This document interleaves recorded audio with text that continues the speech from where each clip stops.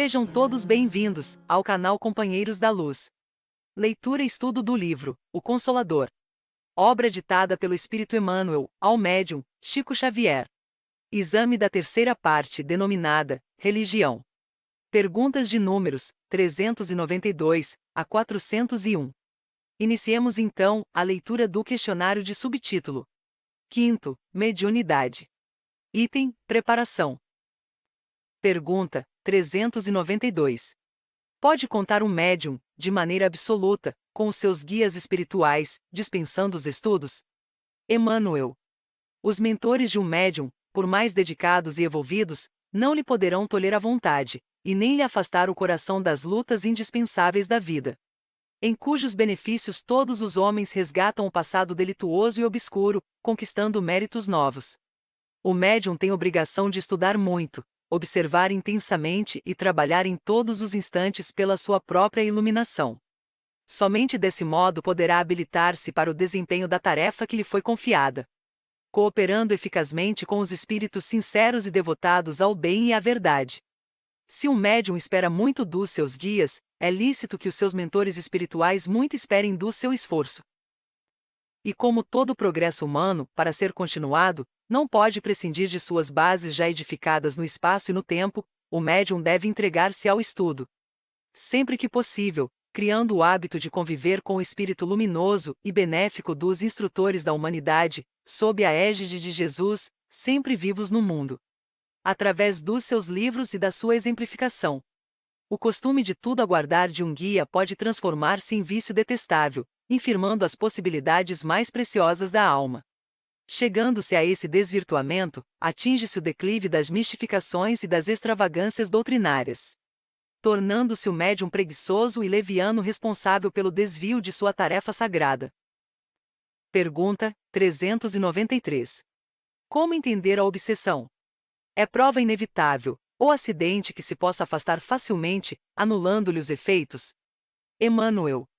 A obsessão é sempre uma prova, nunca um acontecimento eventual.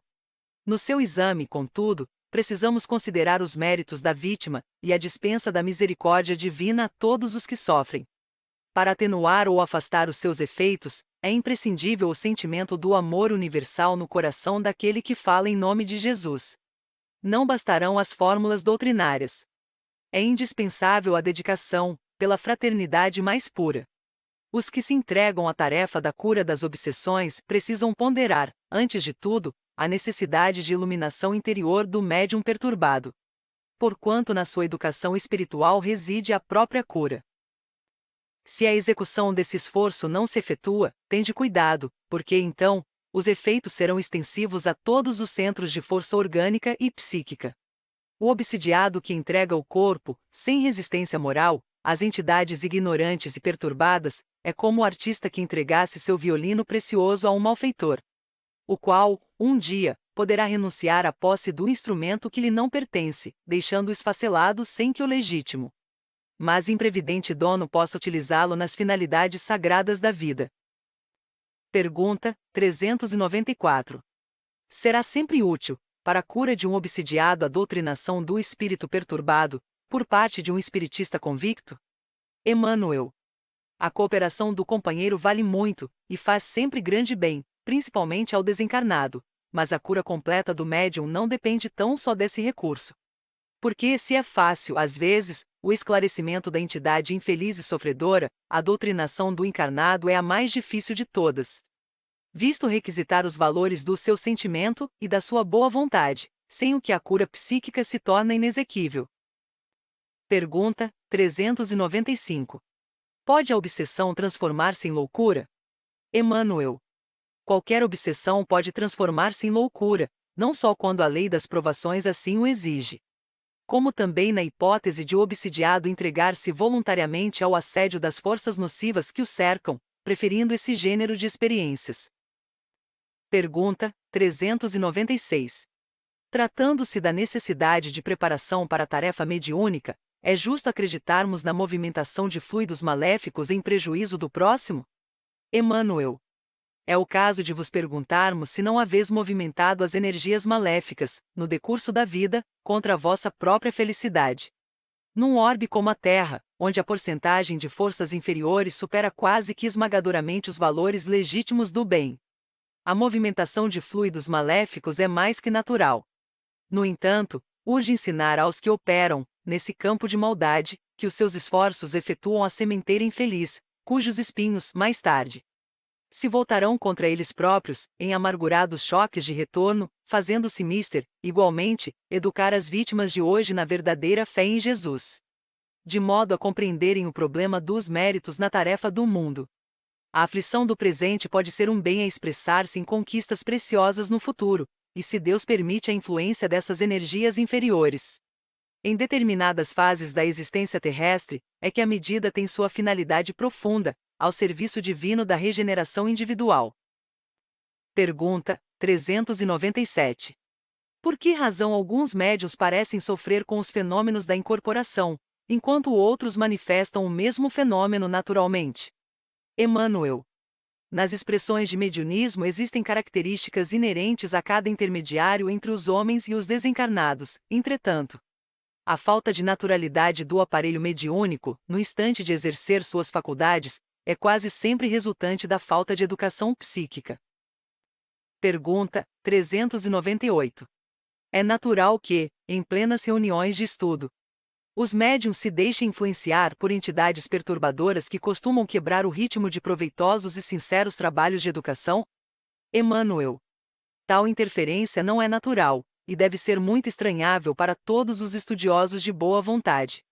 Se o médium que se entregou à atuação nociva é insciente dos seus deveres à luz dos ensinamentos doutrinários, trata-se de um obsidiado que requer o máximo de contribuição fraterna.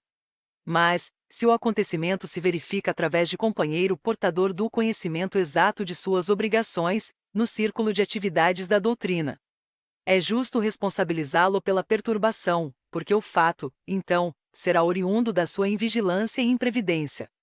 Em relação aos deveres sagrados que competem a cada um de nós no esforço do bem e da verdade. Pergunta 399. Quando a opinião irônica ou insultuosa ataca uma expressão da verdade no campo mediúnico, é justo buscarmos o apoio dos espíritos amigos para revidar? Emmanuel. Vossa inquietação no mundo costuma conduzir-vos a muitos despauterios. Semelhante solicitação aos desencarnados seria um deles. Os valores de um campo mediúnico triunfam por si mesmos, pela essência de amor e de verdade, de consolação e de luz que contenham. E seria injustificável convocar os espíritos para discutir com os homens, quando já se demasiam as polêmicas dos estudiosos humanos entre si. Além do mais, os que não aceitam a palavra sincera e fraternal dos mensageiros do plano superior terão, igualmente, de buscar o túmulo algum dia. E é inútil perder tempo com palavras, quando temos tanto o que fazer no ambiente de nossas próprias edificações. Pergunta 400. Poderá admitir-se que um médium se socorra de outro médium para obter o amparo dos seus amigos espirituais? Emmanuel. É justo que um amigo se valha da estima fraternal de um companheiro de crença, para assuntos de confiança íntima e recíproca, mas, na função mediúnica, o portador dessa ou daquela faculdade deve buscar em seu próprio valor o elemento de ligação com os seus mentores do plano invisível, sendo contraproducente procurar o amparo, nesse particular, fora das suas próprias possibilidades, porque, de outro modo, seria repousar numa fé alheia, quando a fé precisa partir do íntimo de cada um no mecanismo da vida. Além do mais, cada médium possui a sua esfera de ação no ambiente que lhe foi assinalado. Abandonar a própria confiança para valer-se de outrem, seria sobrecarregar os ombros de um companheiro de luta, esquecendo a cruz redentora que cada espírito encarnado deverá carregar em busca da claridade divina. Pergunta 401. A mistificação sofrida por um médium significa a ausência de amparo dos mentores do plano espiritual? Emmanuel. A mistificação experimentada por um médium traz, sempre, uma finalidade útil, que é a de afastá-lo do amor próprio, da preguiça no estudo de suas necessidades próprias, da vaidade pessoal, ou dos excessos de confiança em si mesmo. Os fatos de mistificação não ocorrem à revelia dos seus mentores mais elevados, que somente assim o conduzem à vigilância precisa e às realizações da humildade e da prudência no seu mundo subjetivo. Chegamos ao final da leitura deste questionário. Não percam a leitura do próximo de subtítulo. Quinto, mediunidade. Item, apostolado. Obrigado por apoiarem nosso canal. Curtam, comentem, façam a sua inscrição e compartilhem. Boa reflexão e que Jesus abençoe a todos. Deus, Cristo e caridade.